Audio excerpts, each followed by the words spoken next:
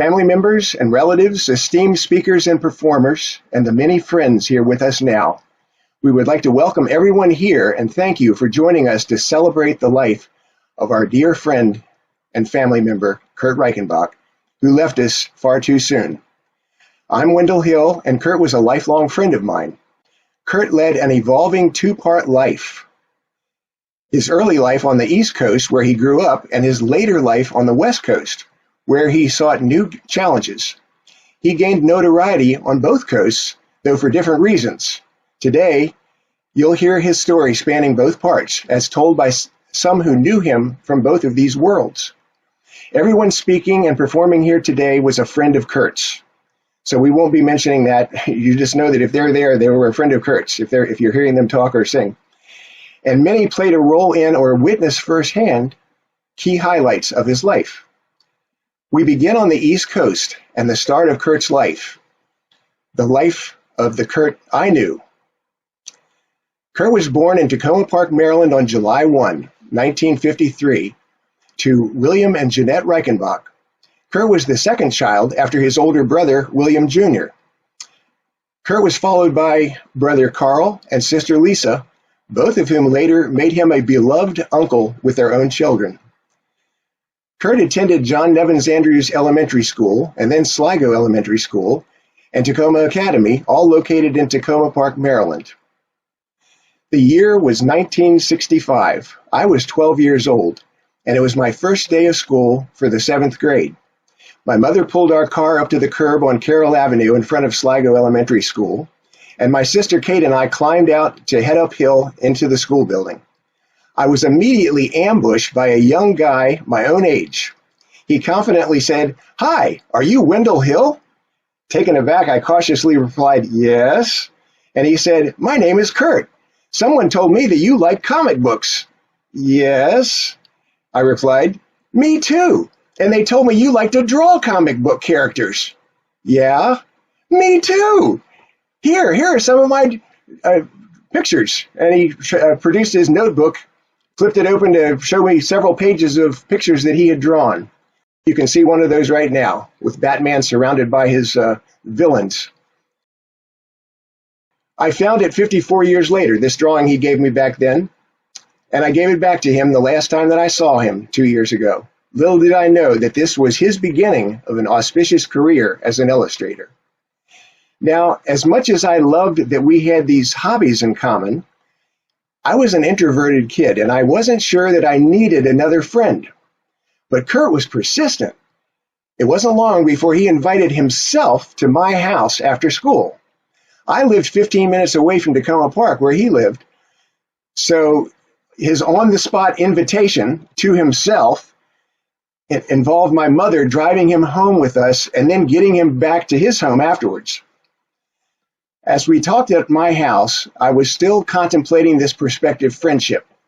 But while we sat in my bedroom talking, he said something very funny, and I laughed out loud. That was the moment I realized how much fun it would be to hang out with this guy. We immediately began collaborating on ventures that reflected our shared interests. Kurt and I both not only loved comics, but also certain TV shows and movies. I remember that Kurt's favorite TV show was The Fugitive with David Janssen. So we formed a small club to, what else, make movies and publish a magazine, the R&H Movie Club and R&H Magazine, with the R&H standing for Reichenbach and Hill, not the more famous and somewhat larger Review and Herald Publishing Company. I know there could be some confusion there, but we printed the magazine on a ditto machine in my basement in that horrific light purple ink. Our audience was our friends and family. We charged our dozen or so club members $1 a month to get a copy of the magazine and to watch and sometimes star in a 3 to 12-minute movie with poorly synchronized sound from a reel-to-reel tape recorder. I'd like to take this opportunity to set the record straight. It wasn't Hollywood that produced the first Spider-Man movie. It was Reichenbach and Hill Productions. Once we began high school at Takoma Academy, our interests began to mature. Kurt left an indelible mark there, seemingly involved in nearly every facet of student life. From his freshman year on, he contributed humorous cartoons to the school paper, the Takoma Globe. He performed with the school band and sang in both the choir and the prestigious Takoma Academy chorale. During his senior year, he served as president of the school's speech club and as an involved member of the student council. He volunteered as a tutor to disadvantaged children through TA's Urban Service Outreach program. Somehow, Kurt also found time to continue partnering with me on school-related endeavors. Together, we co-chaired the Student Association's Social Committee, planning school-wide parties and events, and the Advertising Committee, using comical skits during assemblies to promote upcoming events. We produced entertainment event fundraisers for the school, and for 2 years independently published a school directory with photos of every student and faculty member. But there's one area of partnership that most people remember Kurt by, and by association me, for, and that was our comedy act, which came to be known as Reichenbach Hill. One day after biology class during our sophomore year, we were pulled aside by our teacher, Ken Wilson, who is with us here today and who you'll hear from shortly. Ken encouraged us to enter a talent show contest with a comedy act. We said, talent show? Those are for people with actual talent, musicians, singers, jugglers. Still, he persuaded us. So Kurt pulled out a record album of Rowan and Martin's stand-up comedy, and he picked a spot off of it, one of their acts on the album, that was a bit about a TV interview of a doctor who was much too dim and unethical to have ever been allowed to treat patients. We memorized it, and we nervously performed it at the talent show. We heard laughter coming from the darkness of the audience, which we realized was better than hearing snoring. To our genuine surprise, we won first prize. After that, we began writing our own comedy material and were asked to perform for school parties, skits, during assemblies, and so on. That grew beyond Takoma Academy and our years there as we began being booked for events throughout the area, despite never seeking such work professionally.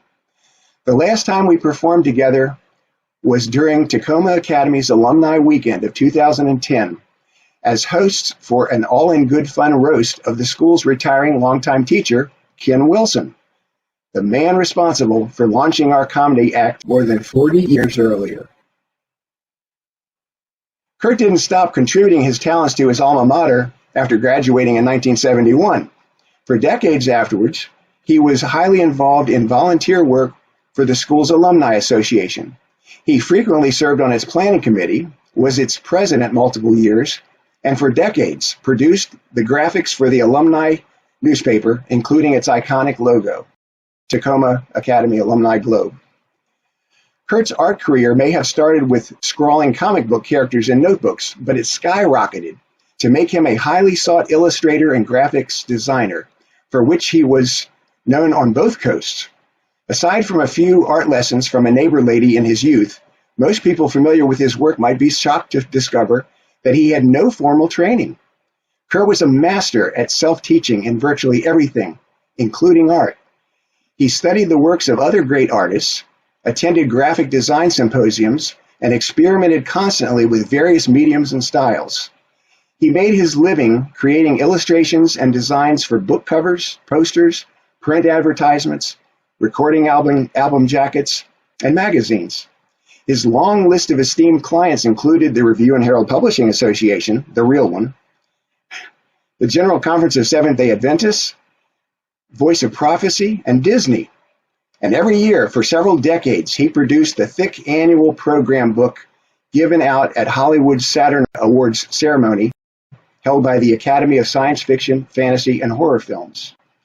And you'll hear from some representatives from that organization during the program.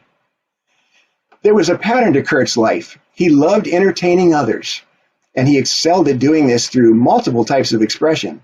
Eventually, he would span the gamut of acting, comedy, and singing, but he also loved to entertain on a more personal level.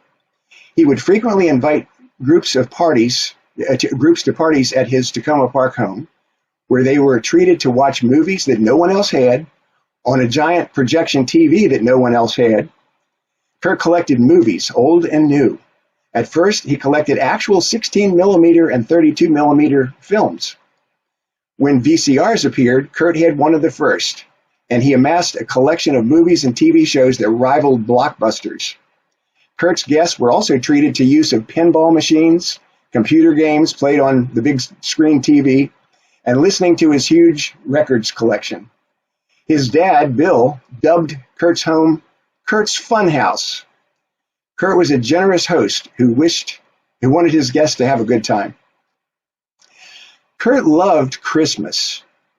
One year he wrote a magical time travel story entitled The Boy Who Loved Christmas, and he recorded it and distributed it on cassette tapes as his Christmas card that year. In the mid-1980s, he began holding Christmas in July parties. His guests were invited to decorate a Christmas tree, sing Christmas songs, and engage in other Yuletide traditions, all while most of them were dressed in light t-shirts and shorts during the summer heat. But only the bravest would follow Kurt outside to roam door to door through his neighborhood, singing Christmas carols. Christmas in July parties have become a widespread phenomenon since then, and I often wonder if Kurt wasn't the one who launched that trend. I want to take a little bit of time to tell you about the humor of Kurt and what it was like for me working with Kurt to write our comedy routines. In the beginning, we'd get together to pitch each other ideas and develop them. Back then, our disagreements over which direction a joke should go sometimes turned into argumentative shouting matches. One day, we cloistered ourselves in Kurt's dad's drum studio to work out a routine. Our hollering at each other reached such a pitch that Kurt's mom, Jeanette, heard us through the studio's soundproof walls, opened the door, and meekly asked, "Is everything all right?" But we quickly passed through that phase, and getting together to brainstorm routines became sheer pleasure. We'd play off of each other's ideas until we had a script that we thought might elicit laughs. But even if the audiences might not like it, we had a blast coming up with it. Once Kurt moved to the West Coast, the writing style shifted. When we'd be asked to perform for an event here on the East Coast, one of us would generally come up with a concept and an initial draft of the routine, and the other would contribute to it after the fact. Kurt never failed to push my drafts to greater heights. He'd fly into town for the event, and a day or two before, I'd show him my script, and he would immediately find several spots to turn a decent joke into a great one. One example. For that roast of Ken Wilson that I mentioned earlier, I wrote a fictional fractured version of his supposed life story. Ken and his wife Cody had named their two sons Brett and Bart, which coincidentally were the names of two fictional brothers on the TV series Maverick in the late 1950s and early 60s, around the time that Ken's sons were born. So I wrote a joke explaining how the boys were named. The joke involved Cody pressing Ken to get serious about coming up with boys' names before she delivered their first one. Not wanting to spend much time on this project, he grabbed a nearby copy of TV Guide magazine, flips it open, and sees the listing for that week's episode of Maverick and replies to Cody, Brett and Bart.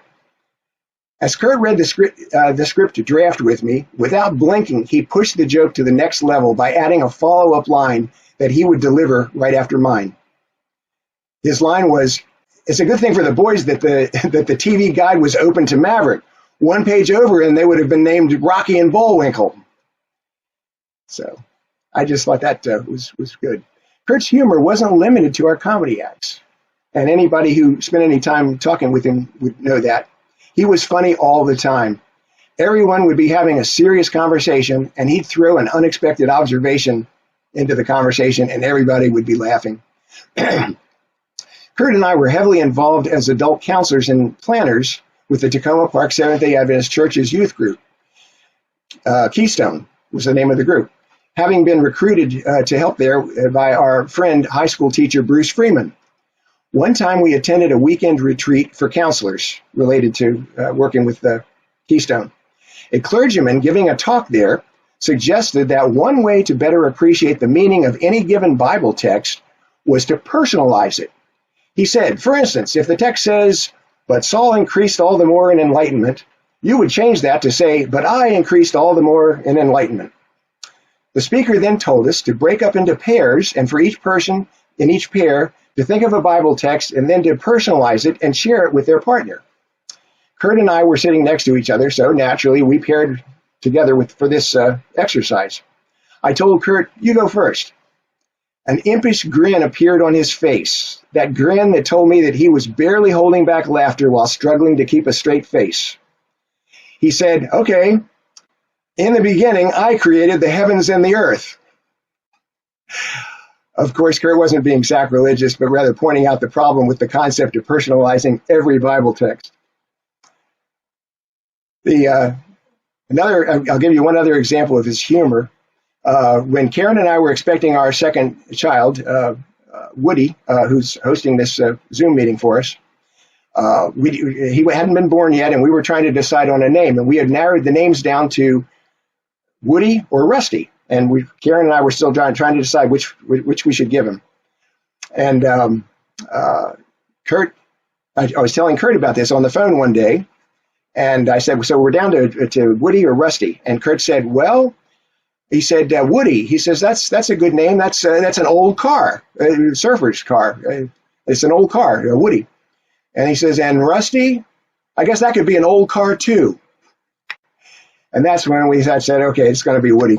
so he actually helped nickname Woody. So, there's not much more. There is so much more, I should say, about Kurt that I'd love to share, but there are others here who also want to tell you about the Kurt they knew. So I'll close with this observation. I spent the last half-century believing that I was Kurt's best friend. But in talking with others since his passing and preparing for this service, I've been surprised by a widespread phenomenon. Many people, including several you will hear from today, told me that Kurt was their best friend. How could that be? For someone to be your best friend, you would expect that they'd have to spend a lot of time with you. They'd learn a lot about you and your hobbies and interests and your life. They'd care about your happiness and well-being. They'd go out of their way to do small favors for you, and they'd always be there for you when you needed them. Being a best friend takes a lot of time and effort and a big commitment. Somehow, Kurt sacrificed a lot of his time and energy to be all of that to many people. I don't know how he found the time to do everything else that life requires. But in the end, Kurt's friendships with so many people and the deep interest he took in everyone he knew may be his greatest legacy. It is certainly how I will always remember him. And now, several others who have known Kurt from his East Coast days will add a few thoughts of their own. But first, we will begin with a musical tribute by MERLIN DAVID, and now the publisher of M Music and Musicians magazine, singer and songwriter MERLIN DAVID, accompanied by his wife Katie and their daughters Mira and Neela, performing MERLIN's original song, Journey Home. Whenever I wanted an honest opinion about something, I would call Kurt, and he was more than willing to give me his opinion. I write a lot of songs, some of them he liked and some of them he didn't, and he was more than willing to let me know the ones he didn't. Fortunately, he liked this song, and I think this song describes him perfectly.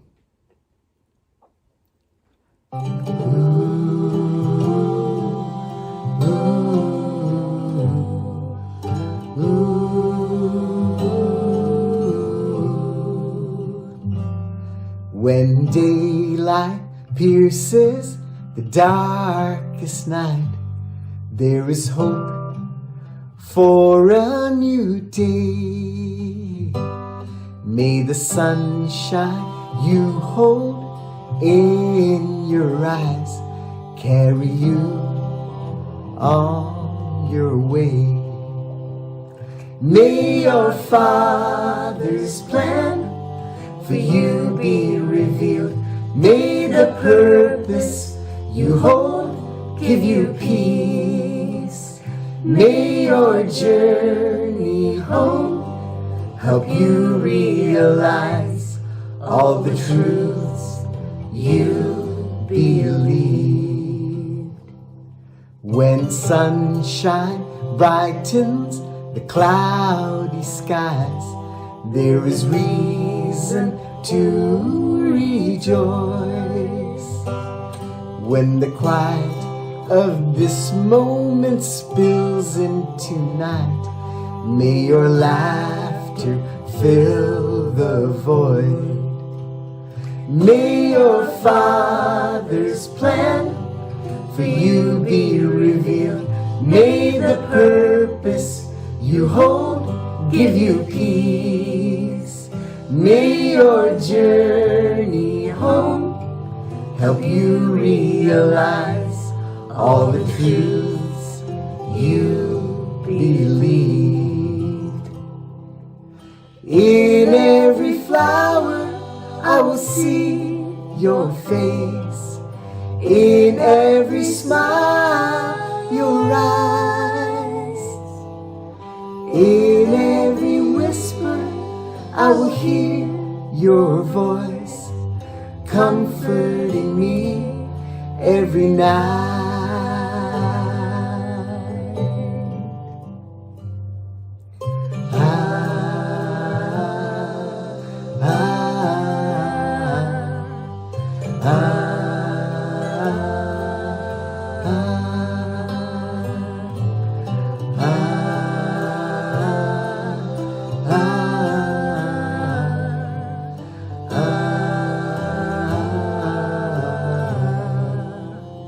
May your Father's plan for you be revealed. May the purpose you hold give you peace. May your journey home help you realize all the truths you believed. When daylight pierces the darkest night, there is hope for a new day. May the sunshine you hold in your eyes carry you on your way. Thank you, Kurt, for the smiles and the laughter and the honesty. Our next speaker is Ken Wilson, teacher for 44 years at Takoma Academy, including when Kurt attended that school. Hello. I think the best way to describe our friend Kurt is best done by the secretary at our school, Takoma Academy, one day when Kurt was walking by the office, and the principal, the secretary's husband, Prof. Lawrence, he called him Prof, said, "Kurt, come in here. You know, we have standards here. Your hair is too long. You need to get a haircut." And Mrs. Lawrence said, "Now, Paul," nobody else called the principal Paul, it was always Prof, but she said, "Paul, you know, the artists and musicians and actors, they all have long hair. So don't get on Kurt." And Prof. Lawrence, the principal, said, "Reichenbach, even my wife's against me. Get out of here." It was one thing that Kurt always remembered, and he was never bothered again, I don't think. When I first met Kurt, he was about 14 years old, 8th grade, Sligo and Wendell. Of course, it was always Wendell and Kurt or Kurt and Wendell. I didn't see them separated. And his brother, Bill, who was in my class that I sponsored at that time, probably the freshman class, and Bill told us about Kurt and Wendell, that they were quite good at drama and so on. And our class was supposed to present a type of play. And so Kurt and Wendell had written a script for a Batman program because it was very popular at that time, Batman and Robin. And I looked the script over, and some class members, officers looked it over, and we all thought, hey, this is pretty good, especially for 8th graders. So they performed that program, and it went over very well. And that's when I knew the boys were talented in things like this. And so when a lot of things came along, like a talent show next year or two when they were at Takoma Academy, they had an interview, Wendell had an interview with a, quote, doctor who was absent-minded. And that went over so well, they won that contest the talent show. And they were MCs for the alumni programs many times. They were with Bruce Freeman and Carol Freeman. They had programs like Keystone that Wendell mentioned, the Light Company, the bread shop, yes. In fact, later on, several years later, after they had graduated and gone on to become famous, they went down to North Carolina where the Freemans were and were the MCs for Bruce's 70th birthday. And they hadn't lost anything with their comedy program. You know, in thinking about Kurt, he's been a friend for over 50 years. My son, Brett, was his good friend of his. And I remember that, I remember that story that Wendell told about Rocky and Bullwinkle. And you know what?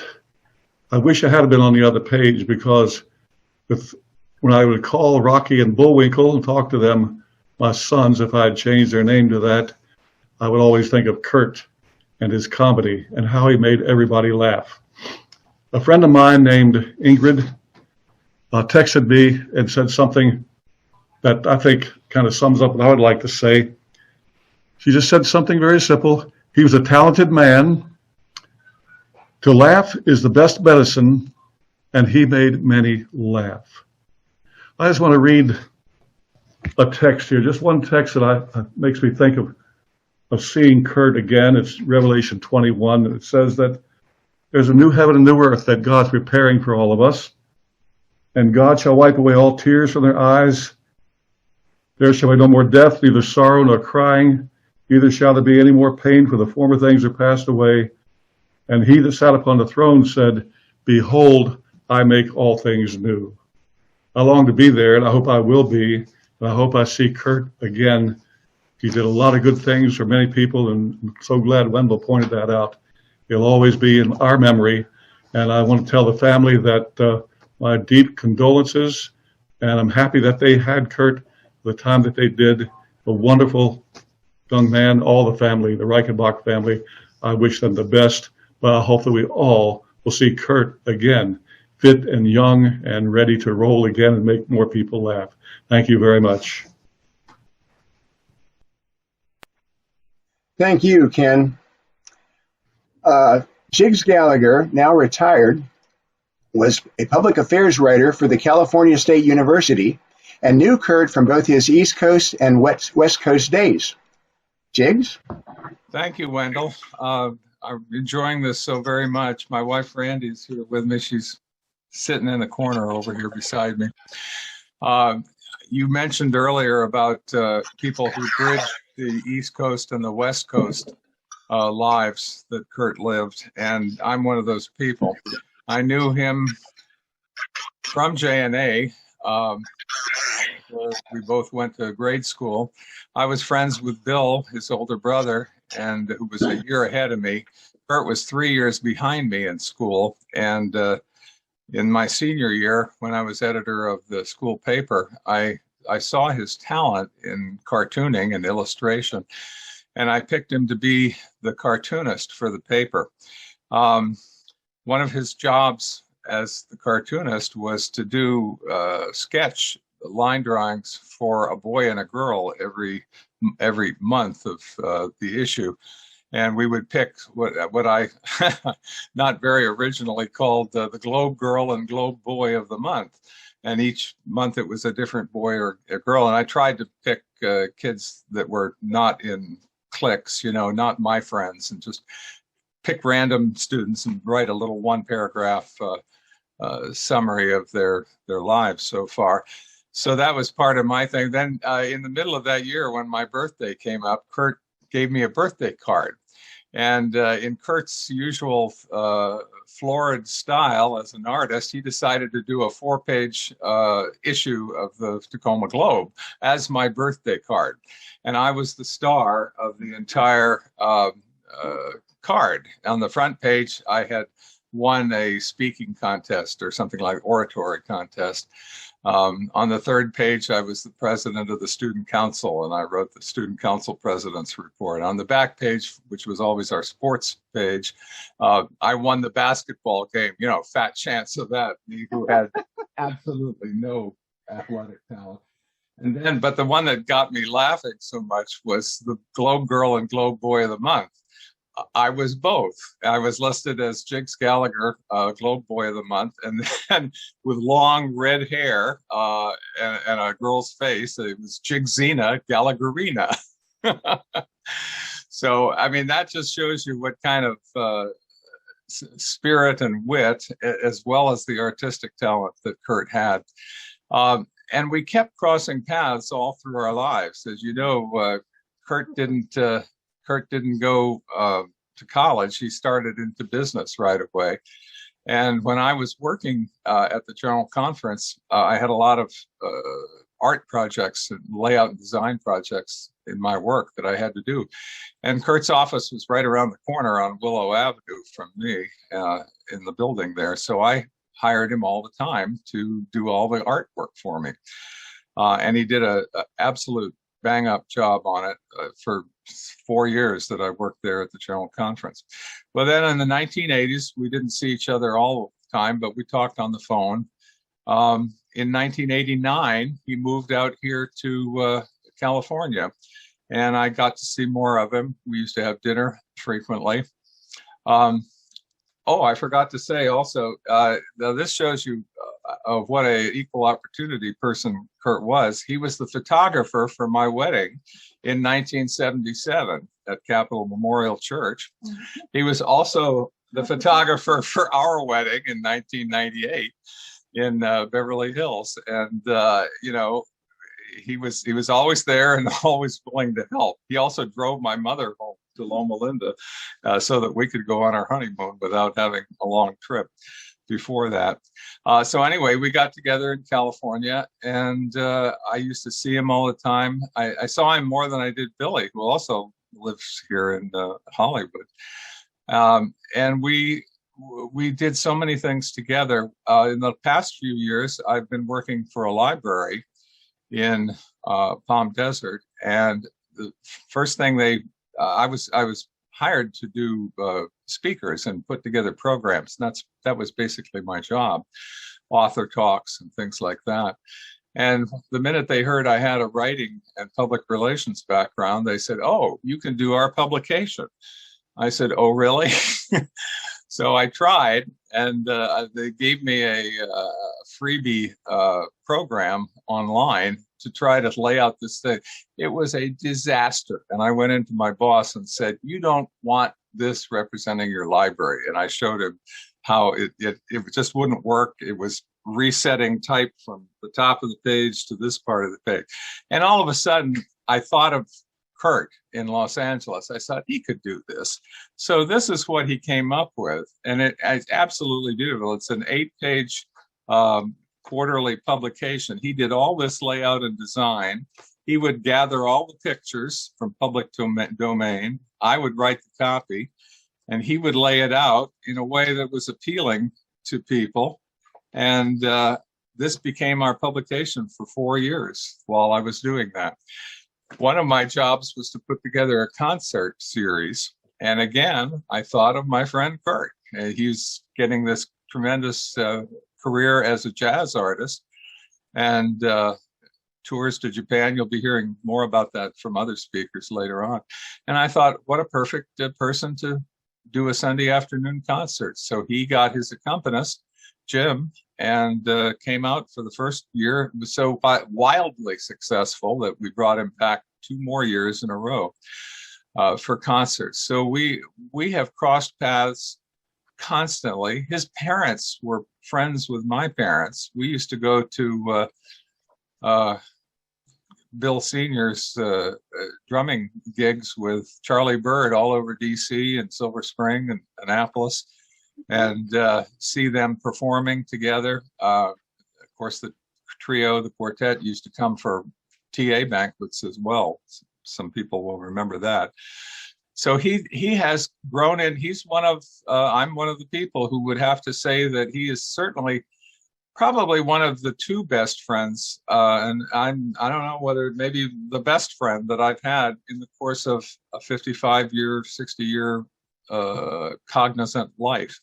I'm 71 now, and I don't remember much before the 62 years or so of the past, but he certainly made a big dent in my life, and there's a big hole missing with his passing. Thank you very much.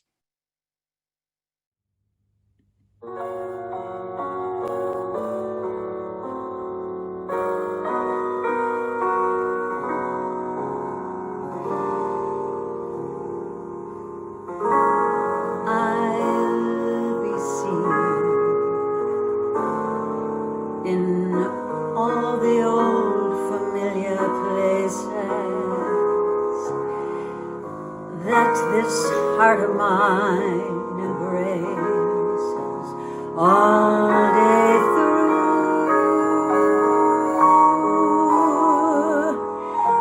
In that small cafe, across the way, the children's carousel, the chestnut tree,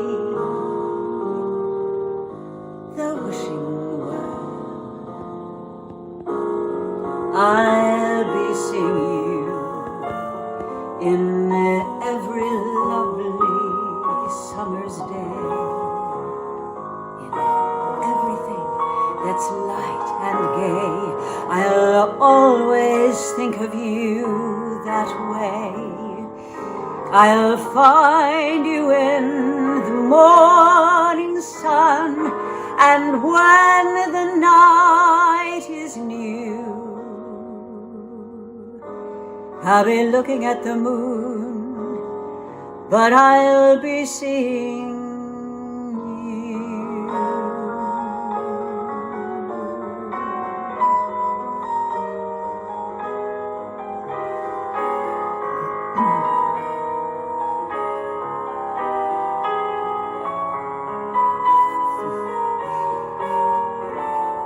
I'll find you in the morning sun, and when the night is new,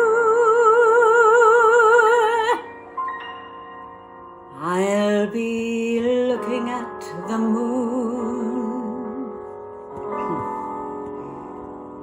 but I'll be seeing you.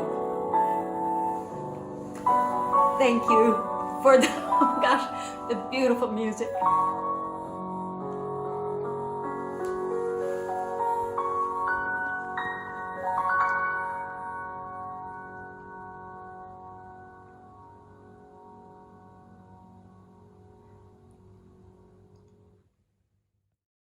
That was coming from her location in London, England, movie and TV actress and singer Linda Pearl, performing I'll Be Seeing You, accompanied on piano by Ted Firth.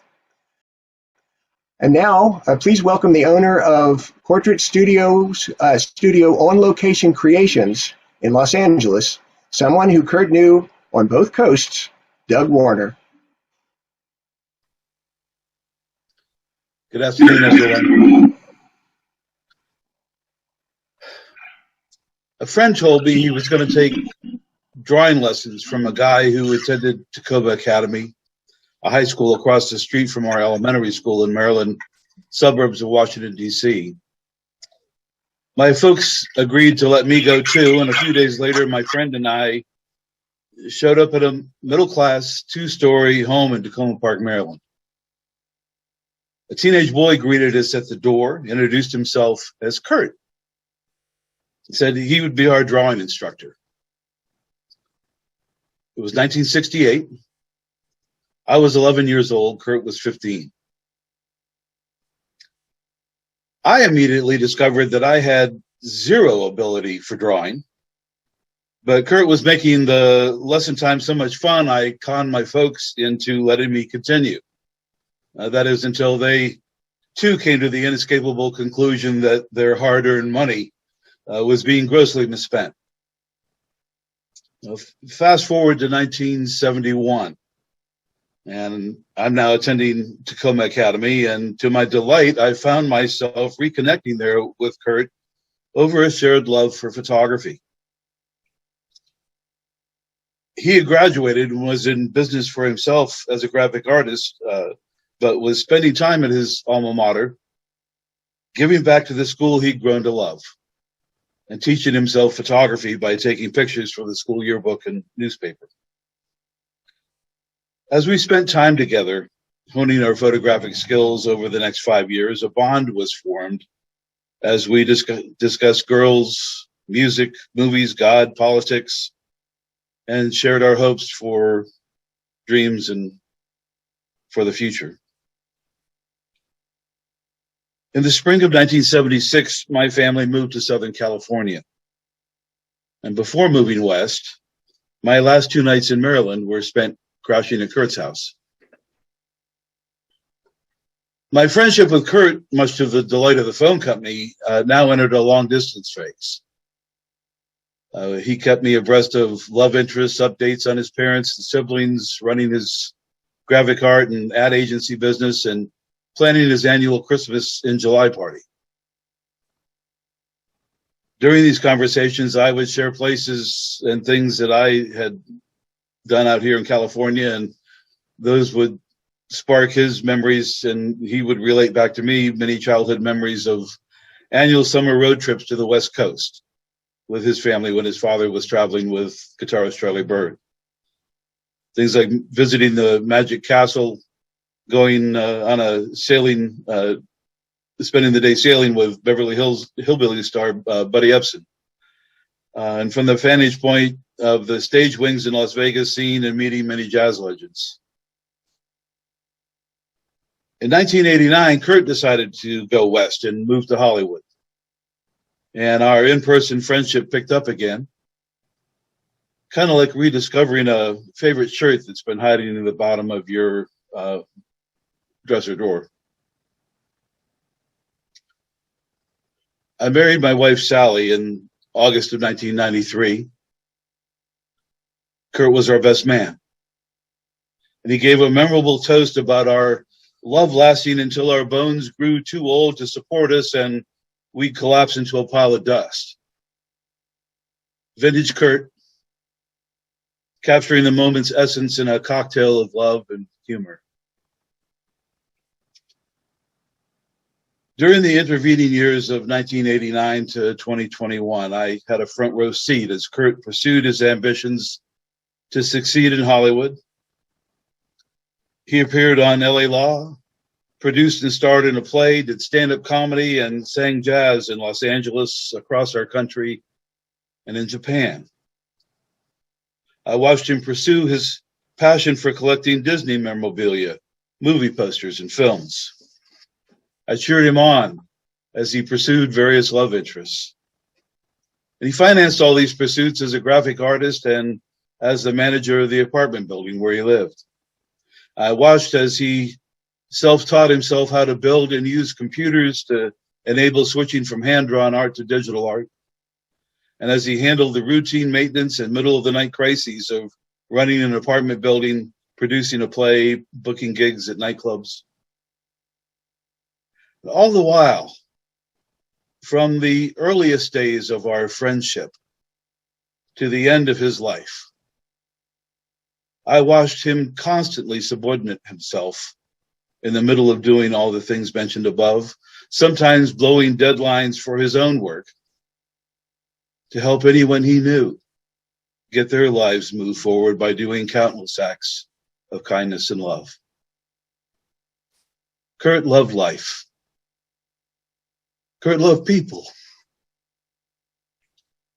He lived the law given by Jesus to love others as you love yourself. A week before Kurt passed, I took some fresh fruit to him that he told me he had been craving. He was asleep when I got to the rehab place where he had been staying. So he called me the next day to thank me for bringing it. And I'll be grateful to the day I die that the very last words that he ever spoke to me were, "I love you." I love you too, buddy.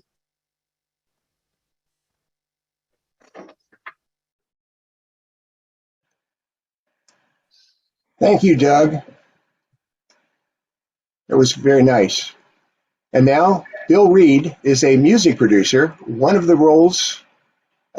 whose roles is to get CD albums released for artists, including for Kurt. Ladies and gentlemen, Bill Reed. Bill, are you there? I think we may have lost Bill. Fortunately, he gave me a copy of his notes of his script, so I'm gonna go ahead and speak on behalf of Bill. Jazz singer, these are Bill's words. Jazz singer Kurt Reichenbach was the son of bossa nova pioneering drummer Bill Reichenbach Sr. and brother of internationally renowned trombonist Bill Reichenbach, Buddy Rich, Toshika, I'm going to pronounce their name wrong, Akiyoshi, and Quincy Jones. Rex Reed called Reichenbach, quote, a dazzling new singer. Words fail to adequately describe the thrill of hearing someone with this much talent and class, end quote. Of Kurt's debut CD, The Night Was Blue, jazz critic Christopher Loudon said, quote, one of the most dynamic vocal debuts of the past decade. When a truly impressive new guy joins the ranks, it's definitely something to celebrate, end quote. As the son of a working jazz drummer from Washington, D.C., Kurt's formative years were spent backstage in such famed area clubs as the Lotus, the Showboat, the Cellar Door, formerly the Shadows, the Bird's Nest, and the King of France Tavern. He was fortunate enough to experience up close the rehearsals and performances of such singers as Ella Fitzgerald, Frank Sinatra, Billy Eckstine, Carol Sloan, Joao Gilberto, and Mose Allison. When Kurt's dad returned from South America with a few of Gilberto's albums, Kurt commandeered them, listened to them over and over. Kurt said, I began walking around the house and at school humming these songs. They really got under my skin. If you want to get really technical about it, perhaps the North America debut of Desafinado wasn't on the Jazz Samba album, but instead on the playground of a U.S. grade school. Kurt's love of jazz and big band music became evident by his growing record collection. While his friends were collecting Elvis, the Beatles, and Led Zeppelin, Kurt's collection consisted of Ellington, Basie, Sinatra, Gilberto, Herman, Miller, Glenn, not Mrs., the Dorseys, thousands of LPs, and hard-to-find 78s. While he dabbled in playing, taking lessons on a trumpet, trombone, tuba, and double-belled euphonium, when people asked him what he played, he would respond, the phonograph. But what he loved to do was sing. He would spend hours in his father's teaching studio, singing along with his beloved records.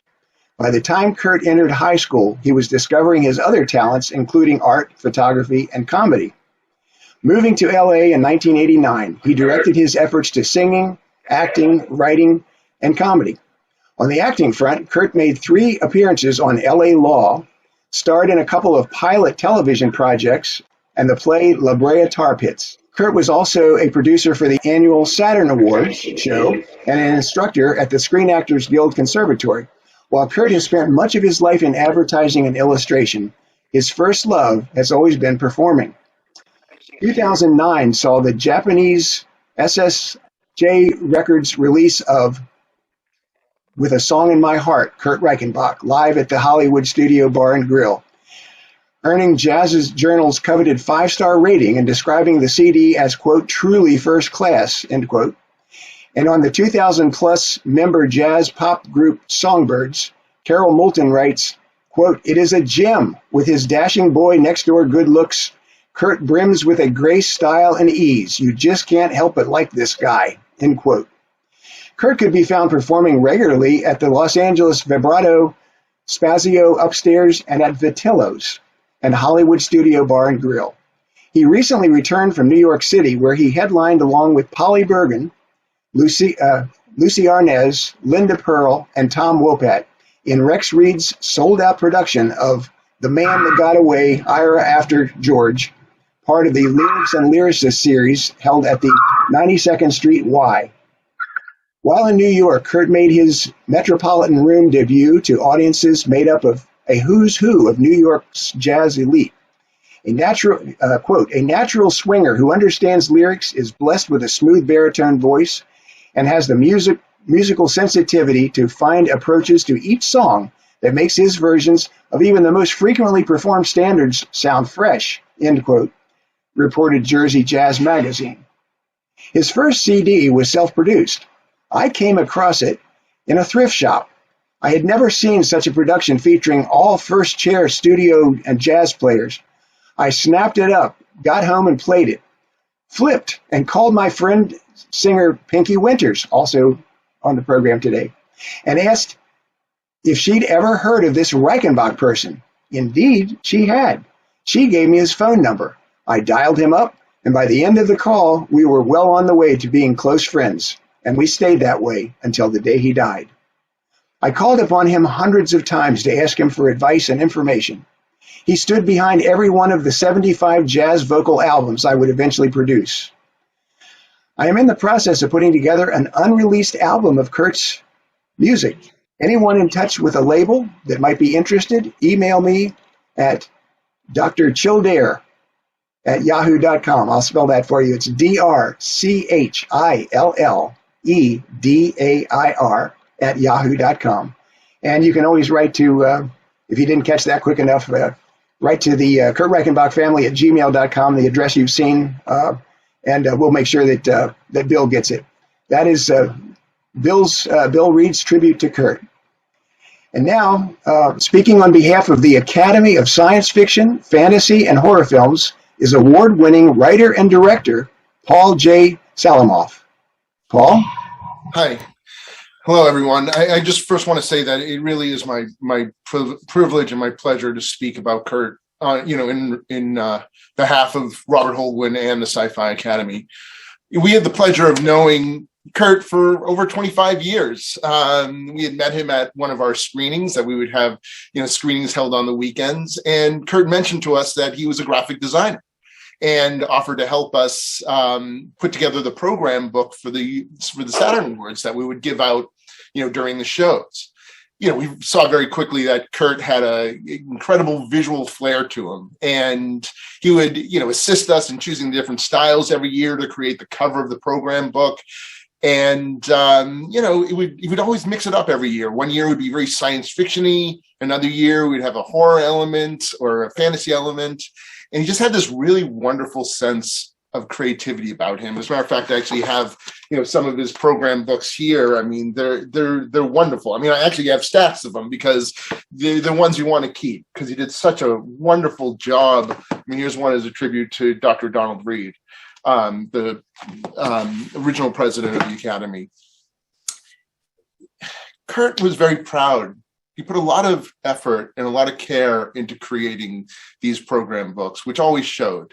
And it was something that was very much appreciated by us with the, at the Academy and at the Saturn Awards. But he would go beyond that. He also participated in creating banners and tickets and invitations and membership cards, even going down to the membership cards and anything else that he could do to help promote the Academy and the Saturn Awards. He was always very supportive of our organization, and especially throughout his time as a leader, because he became one of the leaders of the Sci-Fi Academy. And of course, as we've talked about this evening, Kurt took great pride, in his endeavors as a musical performer. And Kurt would often talk to us about his musical gigs in Hollywood, and we knew how much it meant to him. He was a very talented crooner. And we really appreciate that aspect about him. It was really something that was extra special about Kurt. It's really, it's sad for us to consider that his colorful wit and ingenuity will no longer be a part of our annual event. I know the president of the Academy, Robert, And the organization will always remember the wonderful work he created for us. And will not let anyone forget that in his devotion to our group. He really was a true friend and a confidant. And as you know, his wit and sly smile will always be remembered.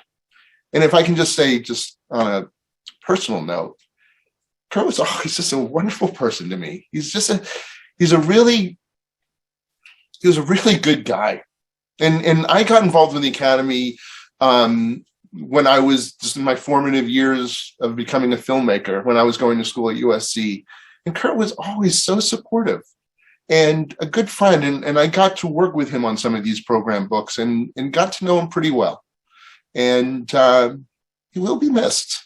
He really will be missed. And I hope I made him proud, and I hope I continue to make him proud. And I think this is a really wonderful thing that we've done for him today, and he will be remembered. Thank you. And thank you, Paul. Speaking also on behalf of the Academy of Science Fiction, Fantasy, and Horror Films is Jeff Rector, an award-winning writer, director, producer, and working actor with over 120 television and film credits. Jeff has also served on the Saturn Awards leadership team for over 25 years. Jeff? My name is Jeff Rector. I'm one of the leaders of the Saturn Awards organization for over 30 years. Just about as long as Kurt has. I know Kurt was there before I was, so he was also one of the leaders of the organization and just did a great job. And I was so pleased and honored to be able to work alongside Kurt and other organization leaders and support staff and volunteers. Kurt was also an amazing graphic designer. And every year he meticulously designed our program guide for the award show. And it contained A-list celebrities, writers, directors, producers, you name it. Everybody was in there, and everybody loved getting that program and taking it home with them as a souvenir. In fact, I think a few people took more than they should have.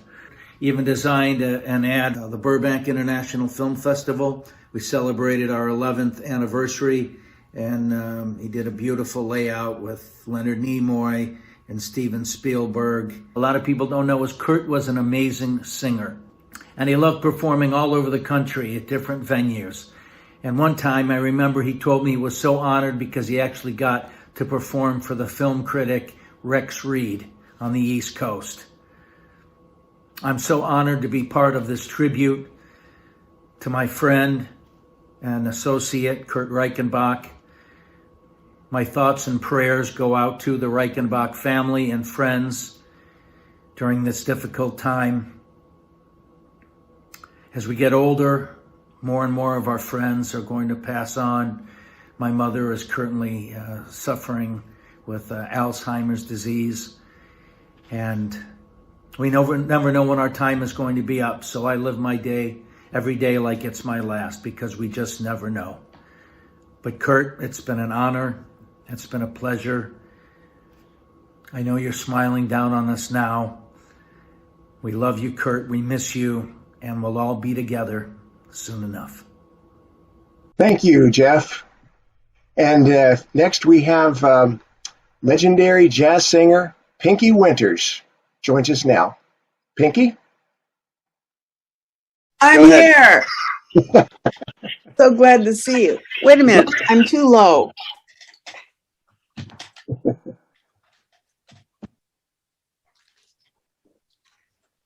Somehow I knew I'd cause a scene.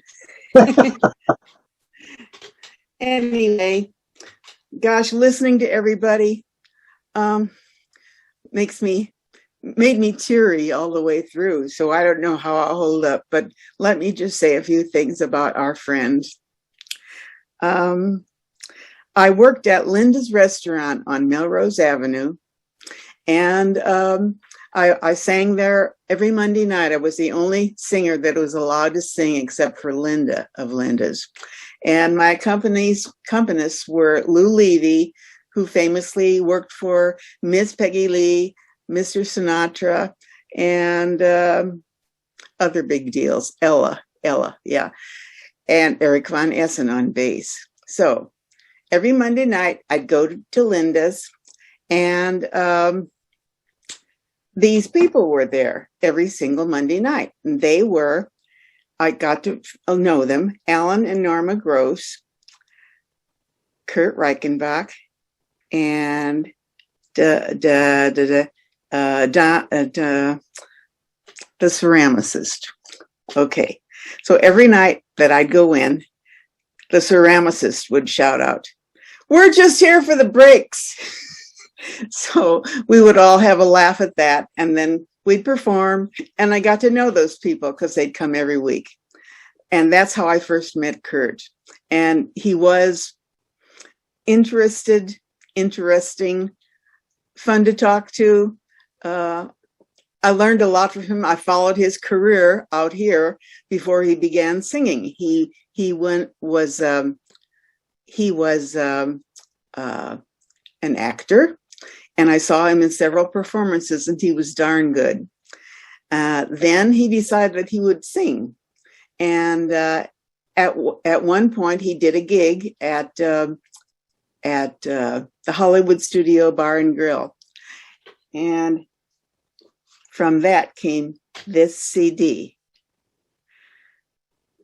which he very nicely featured me on. He then started working other gigs. We worked a thing called Gershwin Valentine, where Kurt and I were partners in the singing affair, and Sue Rainey and Michael Dees were the other two who sang. And I'm so sorry he tried to record that, because it was a magical evening, just fantastic, and should be around for all of us to listen to again. I'd like to just say that he was also my friend in the computer world. I didn't know how to use a computer, and Alan Gross needed someone to type something out for him. So Kurt came over, brought me some funny little box, which I put in front of me, and I managed to get the job done, although I'm sure it had to be corrected by the time it reached Alan. So through the years, all of a sudden, Kurt says to me, "Well, I want to sing now." And I said, "Oh, okay." I didn't know if he could sing.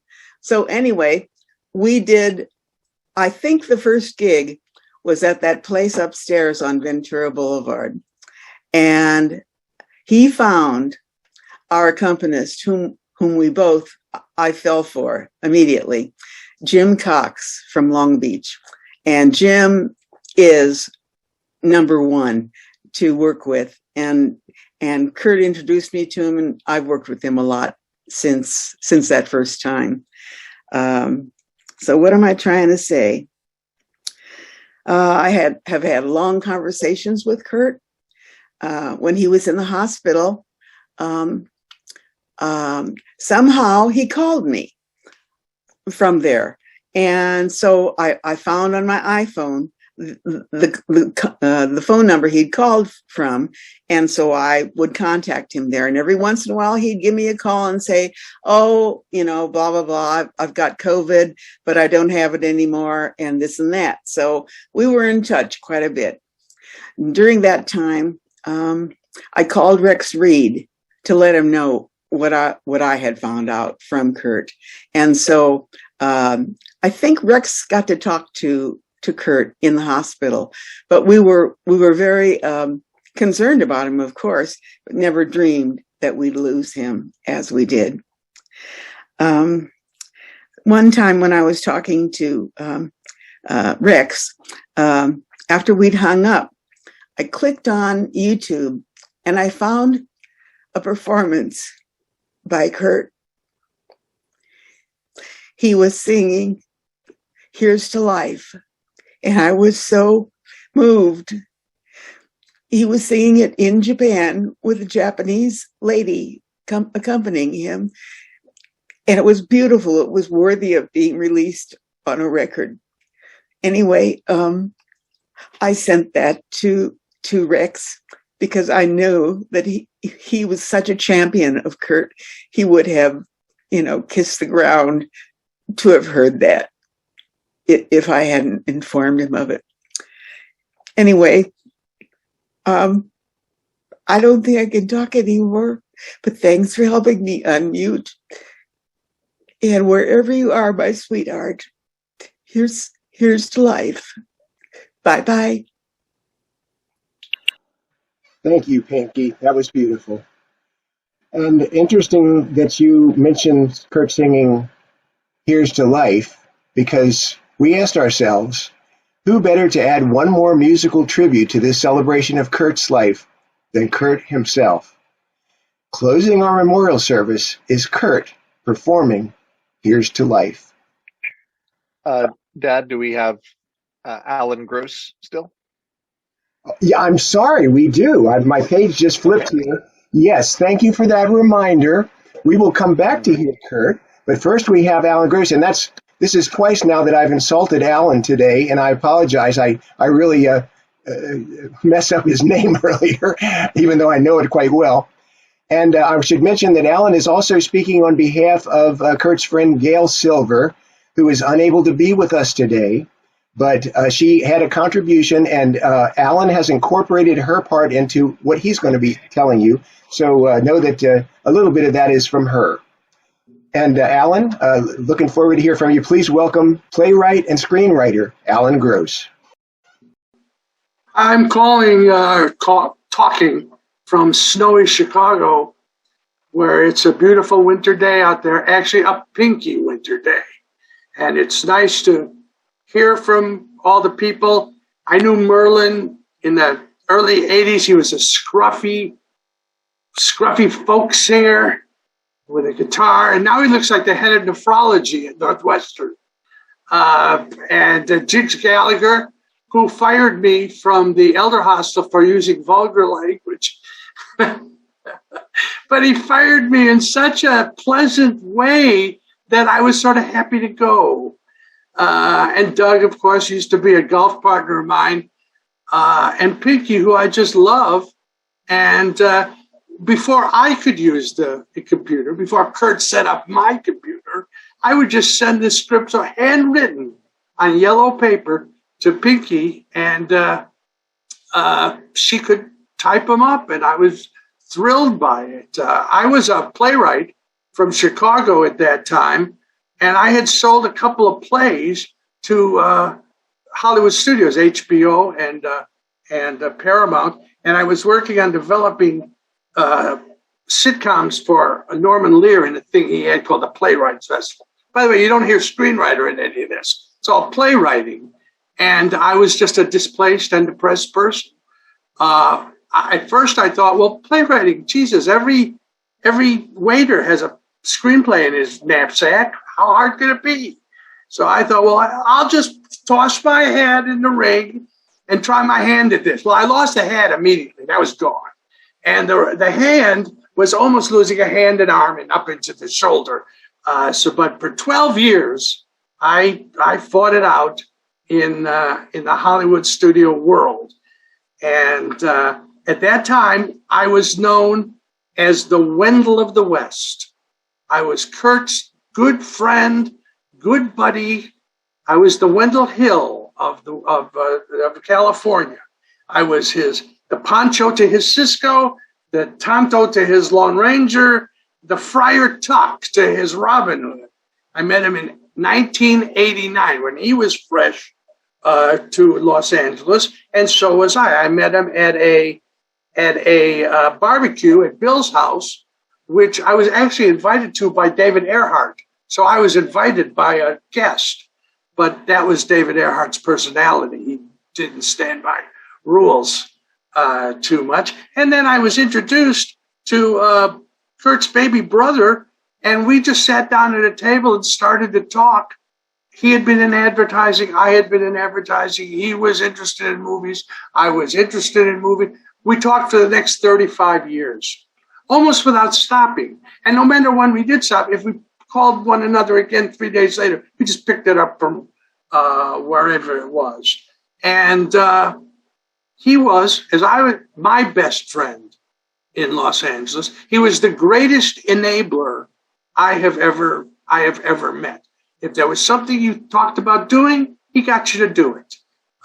Listen, computerism was not something that I even wanted. I became a playwright so I could lay in bed and write on yellow paper, not sit at NASA. But that's what I thought at the time. Here's the story that Gail Silver wanted me to tell. So if you dislike this story or think that it's going on too long, please blame Gail for this. And here's the story. It actually was told to me by a Russian playwright named Victor Steinbeck, who was living in New York, who, when you think of a Russian playwright, you think of Chekhov. You know, he was like Smirnov. What's that kid's name? Smirnov. He would look like a cowboy. He had kind of longish hair and cowboy shirts and blue jeans. And he told me this story, and here's the story. There is a farmer in the Ukraine, outside of Kiev, in a town that we could call Anatevka, if you want to. And this is modern day. And he is distraught because his goat is missing, his goat. And he thinks it's either been kidnapped or has run away.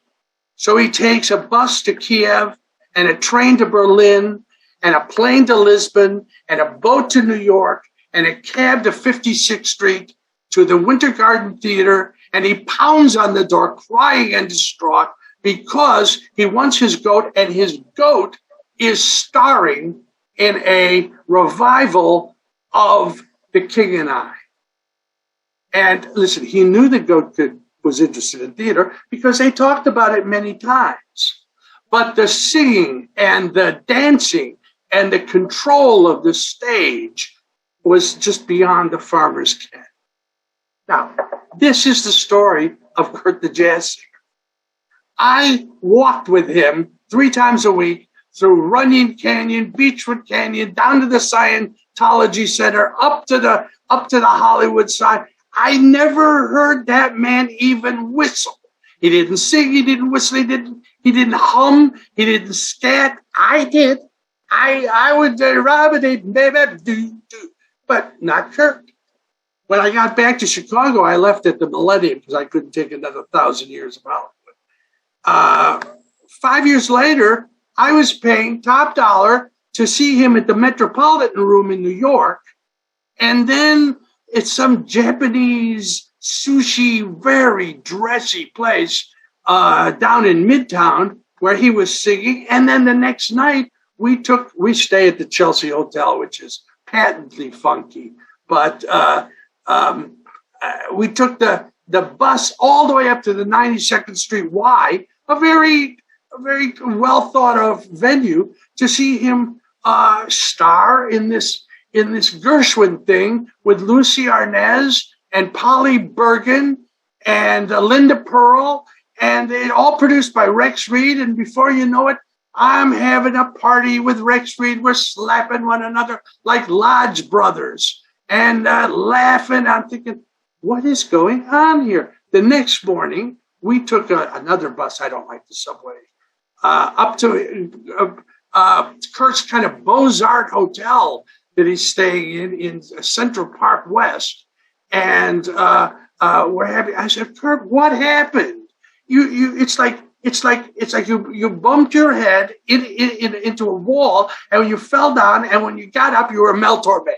I don't understand this syndrome. I think it should be studied by many, many high-class doctors, and it's Jack Jonesism.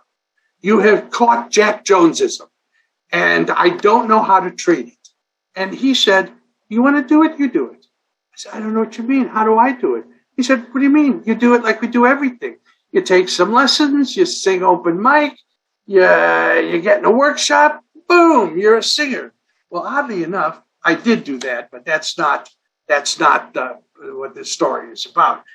Everything in my social life for those 12 years that I was in Los Angeles was due to Kurt. If it was up to me, I would sit in my house and stew and read and just be bitter. But we were both in SAG. I got in SAG for doing commercials in Chicago and brought my card out to California with me. And we went to SAG workshops, SAG screenings, acting classes, 2 different acting classes, one scene study and one Chekhov method. The Sci-Fi Academy, believe me, not something I was that interested in, but he dragged me to it. It was kind of fun, and I liked the guys that were there. Jazz with Pinky and Lou. Bill played in this Chinese restaurant right in Gower Gulch, and I saw him. All these things would not have happened without Kurt, and he knew what I needed. I needed a job. After a while, he got me jobs. Twice he got me into Disney. Once it lasted for a long time, where I was writing coming attractions, trailers, they call them. And he was just very happy with it. The Magic Castle. He got me into being a docent at the Frank Lloyd Wright houses in Los Angeles. It was all him. It was not me. He was not only my friend, but I'm telling you, he set up more computers in Los Angeles than Fry's. He was with Mala Powers, the actress. Pinky, he set up hers, just dozens of people. We went to this stand-up thing, him and me, because he illustrated the stand-up teacher's workbook. And so he got a freebie. And he said, I want to bring my buddy along. They said, why would you say no to Kurt? Because Kurt wouldn't say no to you. There I was doing stand-up. I did it 3-4 times and realized I despised the audience. So that was not for me. I need a big thing. Kurt lived life with a happy heart. He was fabulous. He was joyous. Now, I personally am just a depressive. However, I have learned over the years to be cheery, upbeat, manic, which you're viewing right now, by the way, charming. But if you want to move, my back is bad. Or how about you need a ride to like Loma Linda? Transmission trouble, Not Kurt. He would get up at dawn to do these things for people. He would go and get you a vegetarian pizza in Loma Linda. Made no difference. He would do it. He was so up for things and so good of heart that it just makes me a little bit ashamed that I didn't join in on that. At the end, we talked on the phone at the hospital or the center that he was at, and we both were trying to be vegetarians at the time, vegans actually. I like this vegan thing because it reminded me of the Seventh-day Adventists, where you would order chicken cacciatore and an Italian beef sandwich, and it would be all gluten. It wouldn't be any of those things. So I liked the vegan diet because you would eat fake cheese, fake chorizo, fake meat, and it wouldn't be any of those things. So it kind of appealed to me. It was easy to follow, but Kurt was down under 150 pounds and going in the wrong direction. And we made a pact that when he got out of the hospital, we were going to meet in Las Vegas at Steve Wynn's Steakhouse, the SW Steakhouse. And we were going to order this great, big, giant 28-ounce steak and all the trimmings. It was $128 to do it. But Kurt, ever the frugal Kurt, he said, we'll split it. $128 was just beyond his ken. So we were going to split it. And the last conversation I had with him was about side dishes. See, I wanted the creamed spinach, and he did too, but then he wanted to get a baked potato, which I think is just a waste. I'd rather have the creamed corn. And they had a truffle creamed corn dish. And so we argued about that. I mean, I argued and bickered about that. That's how we spent our last moments together. I didn't say, Kurt, I love you. Kurt, you are my man.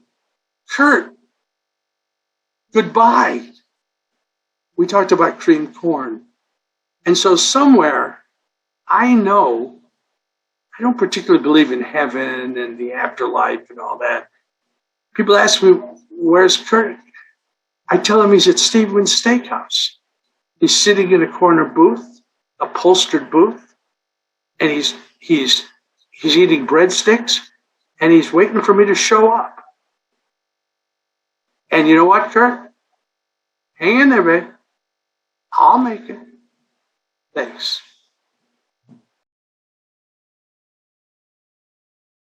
Alan, that was nice.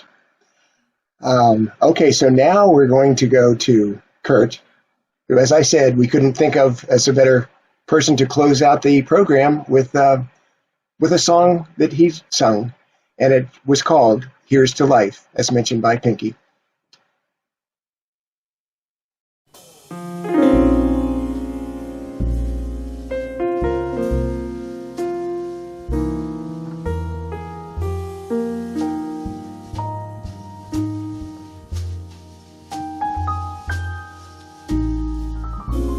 No complaints and no regrets. I still believe in chasing dreams and placing bets. And I've learned that all you give is all you get. So give it all you've got.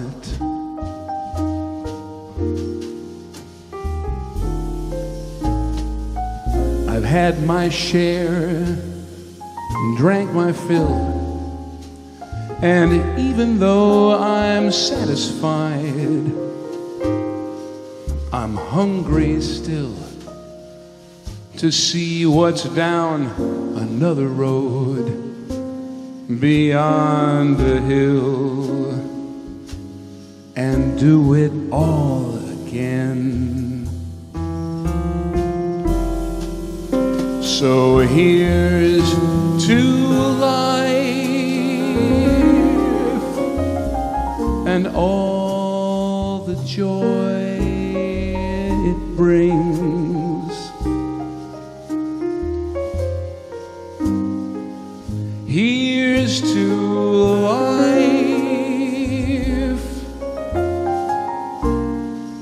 to dreamers and their dreams.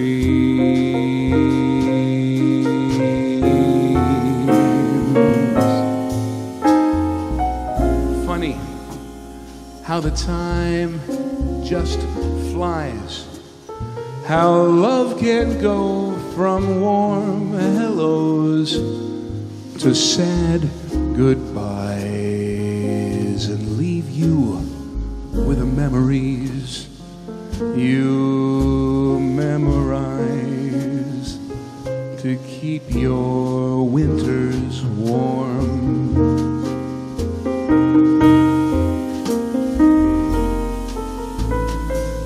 But there's no yes in yesterday, and who knows what tomorrow brings or takes away.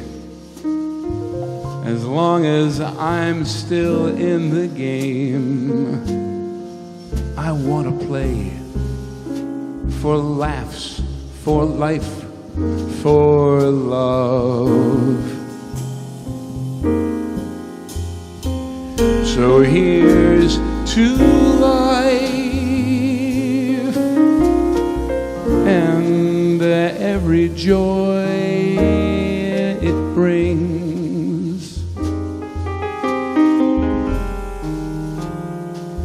Here's to life, to dreamers and their dreams.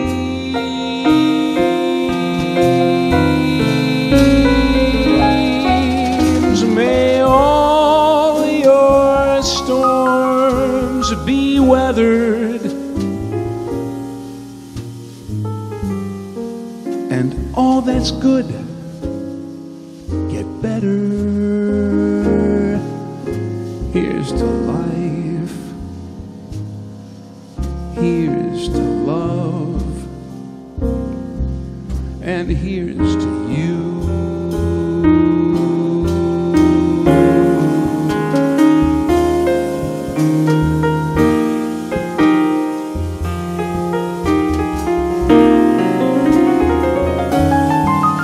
May all your storms be weathered, and all that's good get better.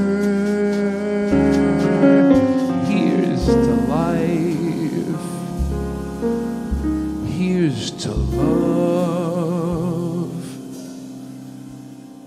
and here's to you.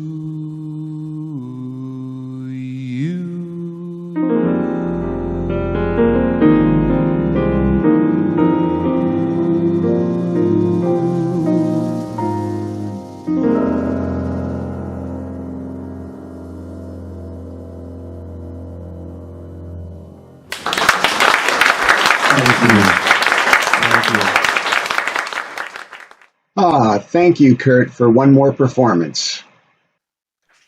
Now, Kurt's cousin, Ron Carter, PhD, Executive Vice President of Loma Linda University Health for University Affairs and Provost in Loma Linda, California, will now deliver the benediction.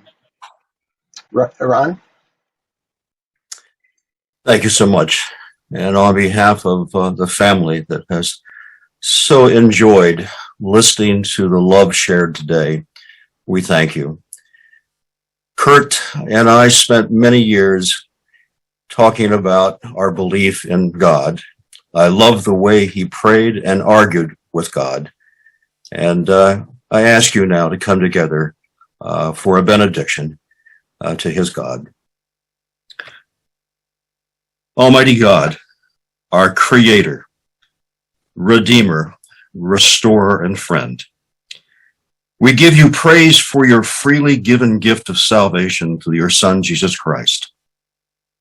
Heavenly Father, we thank you for creating Kurt and filling him with great talent and for the abundance of love and joy he brought to us through his life. Thank you for giving him so sweet a singing voice, a life filled with humor and sarcasm, graphic design, writing, and a love for collecting all things that kept and keeps his childlike spirit alive, and so much more. Most of all, Father, we thank you for creating Kurt's deep love for family, for friends, and his audiences. Dear God, I imagine that if Kurt spoke to us today, he might say, please remember me, love me, and when you think of me, smile, and yes, definitely laugh. But don't grieve for me, at least not too much. Instead, guys, you know what to do. Get your lives together and follow Jesus with all of your heart. And please, meet me in heaven to celebrate eternal life and come to that great stage by the sea of glass where Wendell and I will be hosting a spectacular variety show. And now, Father, we claim by faith that Kurt's spirit rests in your arms. It is then for us, the living, that we focus this prayer. Send your Holy Spirit to comfort us and to lead us into your will. Guide our lives to be filled with love, joy, purpose, and service to humankind. In the mighty name of Jesus Christ. Amen. Amen. Thank you, Ron. Okay, this brings our program, the official part of our program, to a close. I've been watching some very sweet tributes appearing on the chat across the bottom of the screen. Thank you for those. I'm touched by what I've seen you guys saying. Right now, we want to offer a chance, if anybody would like to actually speak a tribute from your computer, from your Zoom camera or your cell phone or whatever you're using. If you had something that you would like to say today and you wished you had had a chance, this is your chance to do it. I know we have one or two people already lined up to say something, but if you're interested, go into the chat and just say, I would like to speak. And Woody will make sure you get in there to do that. The second bit of news is, first I want to apologize that we had hoped to be able to show you some photos today, and we've just had several days worth of technical problems, and we were not able to pull that off.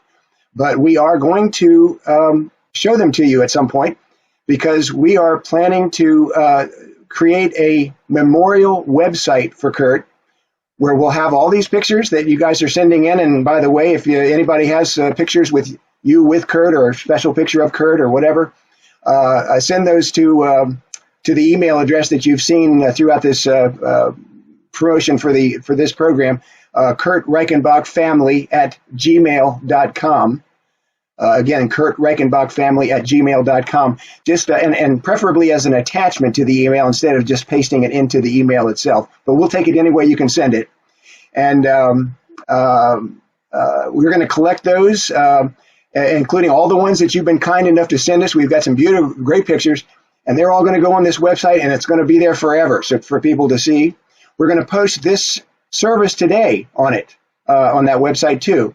And then everyone who has registered to come to this, or registered for more information about this memorial service, if you've registered, you will get an email when that website is up and ready to be viewed. So, and if you know somebody who didn't make it today, but they would like to see the website, have them register. Don't worry about the memorial service is already over. We'll still take registrations, and we will make sure those people get notified too when the website is ready. So I think that's pretty much everything. There's so many people I'd like to thank. I'm not going to start because we're running a little bit long here, but those that helped to put this together, and especially all of those who participated and appeared here today to speak and to perform as tribute to Kurt. We can't thank you enough for your contributions. All of it was beautiful. And we want to thank everyone again who just came to be here and be with us as we celebrated Kurt's life. So that's it. Now we're going to go ahead and start with tributes. And again, if you would like to say something, we ask you to hold it to, try to keep it to under 3 or 4 minutes if you can, because just in case there are more people, and anybody who needs to go now, this is officially the end of the service. Don't be afraid to sign off and walk away. But if you'd like to hear further tributes, hang around while we see who has something to say.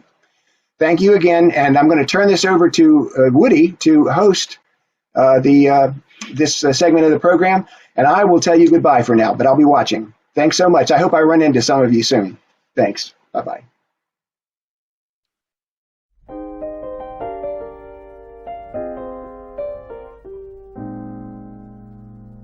In the evening, when the kettle's on for tea, and old familiar feeling settles over me, and it's your face I see, and I believe that you are there. In a garden, when I stop to touch a rose, and feel the petals soft and sweet against my nose, I smile, and I suppose that somehow maybe you are there.